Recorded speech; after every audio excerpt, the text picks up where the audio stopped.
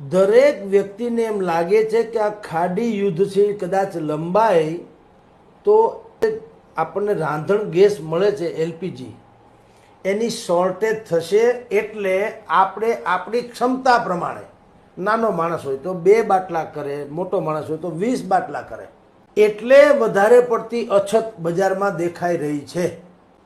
જે લોકોની પાસે પૈસા છે એને તો વાંધો જ નથી.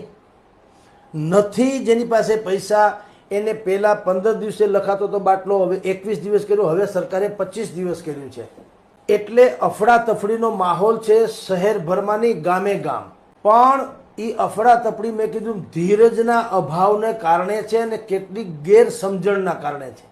દરેક લોકોને એવું લાગે છે ટીવી ચેનલોમાં જે રીતે આપણે સમાચાર જોઈ રહ્યા છીએ જોતા કે જે રીતે કોરોના વખતે આપણે જે સિલિન્ડરની શ્વાસોશ્વાસ માટે જરૂર પડતી હતી એ ઓક્સિજન સિલિન્ડર, ઓક્સિજન તો પૂરતો હતો જ, પણ તમે ડિમાન્ડ જ્યારે અતિશય વધી જાય ત્યારે અફડાતફડી સર્જાય. જે ધારો કે કોઈ XYZ બેંક છે, એમાં લાખો ખાતા છે, બધા જનું વહીવટ રોજે રોજ થાય જ છે ને.